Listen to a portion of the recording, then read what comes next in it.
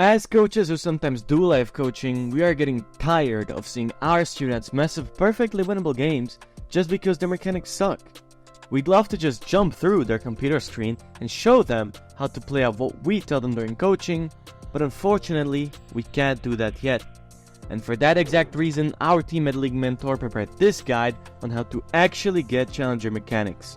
So, if you've been following the English-speaking League community for a while, you have definitely stumbled upon how fragmented the information about mechanics is. And without pointing to any names, there are a lot of coaches that will just tell you, oh, mechanics come with time by just playing more, or that they aren't even important. And Reddit will tell you that APM is only useful in StarCraft or in mid lane.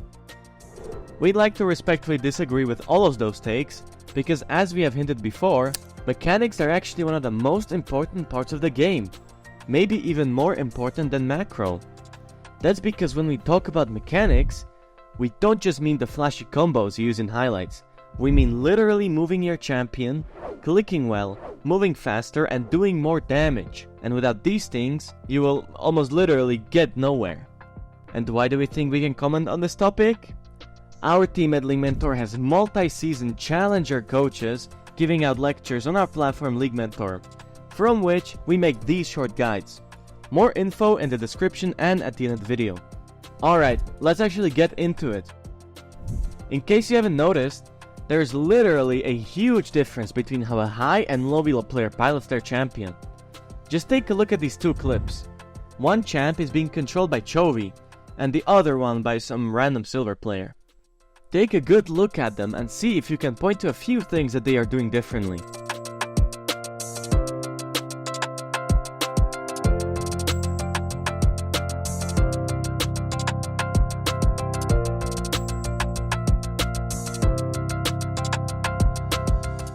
Great, so there's obviously like 20 things you can point out, but for the sake of this short guide, we picked out the most important things, which are redundant clicking, clicking distance, animation cancelling, and body language. A lot of low elo players might be rolling their eyes already, but take a look at your replays and check if you're actually doing all of this to a challenger level. Chances are, you probably are not. But don't worry, we're not here to hate on you. Instead, we are going to explain how to play like Chovy and also give you some training exercises to take home with you. Let's start with redundant clicking. This concept is probably the easiest one to fix because it's purely psychological. Just look at the set again. He clicks like 4 times in the same spot when inputting movement commands, thinking it will move the champion faster, but it won't. It's just like when you right click a person that's 1 HP 20 times. A bit off topic, but this is the exact same reason beginners in CSGO or Valorant aim on the ground instead of where enemies' head should be, or in other words pre-fire.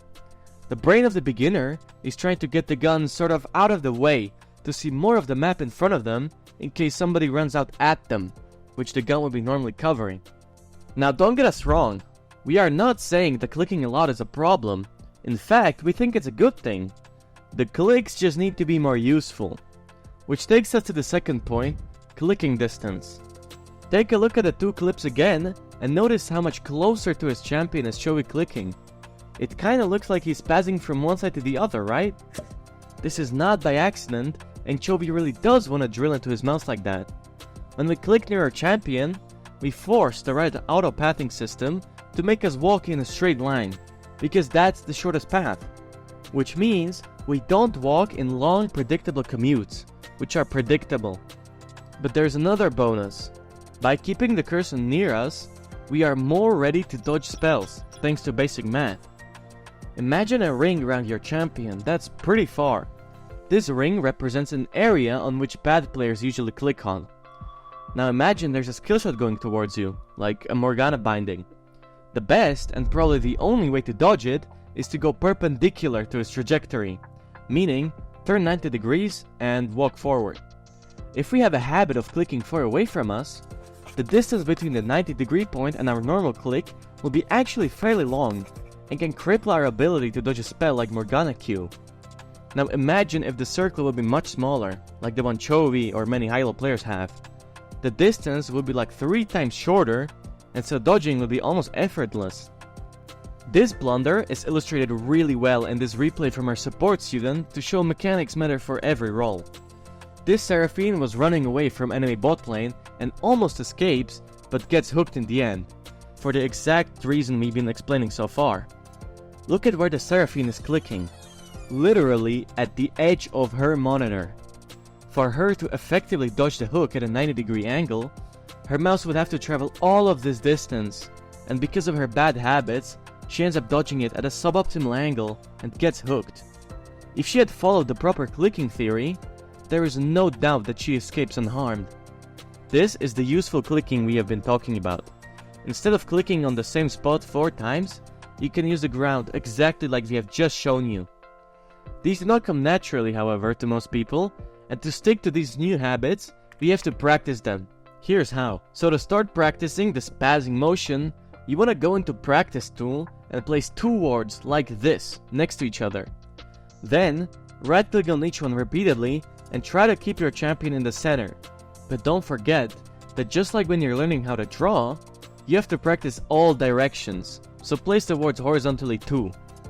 And after you've got good at that too, try the ward triangle and apply the same concept. All of this will improve your APM, and after doing this for about a week, you should be able to do this for the whole duration of the game, unless you're walking back to lane of course. Great! The next point is animation cancelling. To understand it, you need to look closely at a champion. Any damage dealing action they do, like an auto attack or an ability, has 2 stages of animation. The first in the wind up, which is when they begin their attack, and a cooldown animation that comes right after, which is the animation that brings the champion back to their original stats. These can be sped up using ability haste or attack speed in most cases, and between these 2 animations is the actual action you want it to do, like the bullet releasing out of your gun or doing damage to the enemy. Why does this matter though? Well, League is a very dynamic game that allows us to cancel our auto attacks while we are casting them so that the gameplay is more fluid, which we can use to our advantage. By moving quickly after an auto attack or some abilities, we can cancel the second part of the animation and end it early and literally move faster. This especially matters when chasing someone or doing scuttle. Just compare these 2 clips. It's almost twice as fast.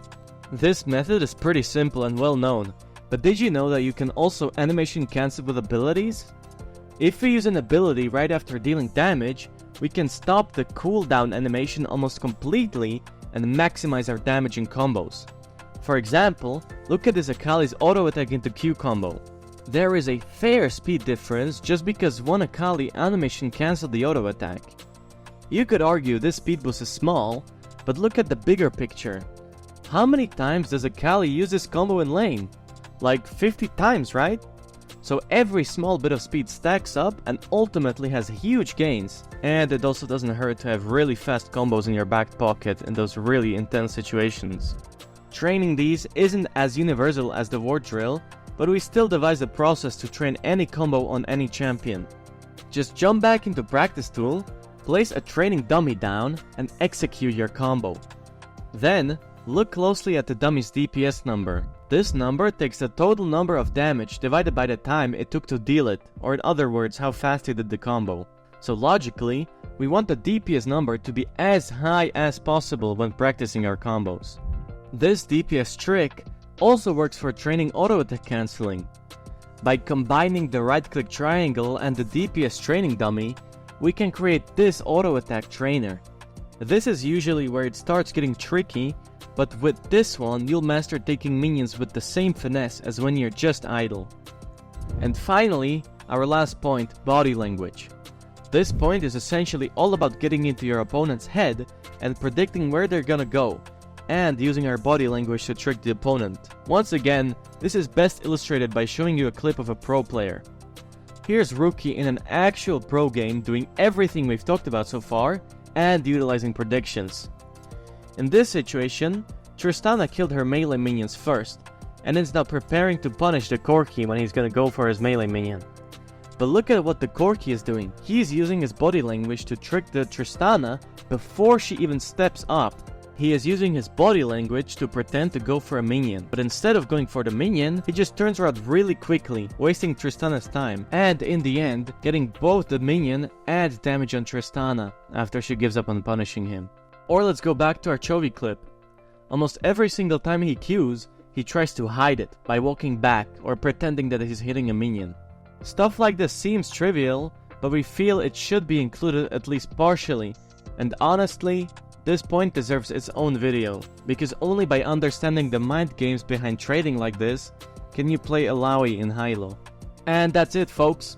There's still a lot more to cover, so if you'd like to learn more with a more hands-on approach, take a look at our site, leaguementor.com, and our premium monthly bootcamp, where we offer a direct personal approach with guaranteed VOD reviews, college-like lectures, and training events. We believe that we are the best choice with advice that actually works in-game and delivers results, especially because we teach fundamentals that don't change and are in the game since Season 1, and we make it our goal to teach you those fundamentals. So again, check out the links in the description, and thank you for watching.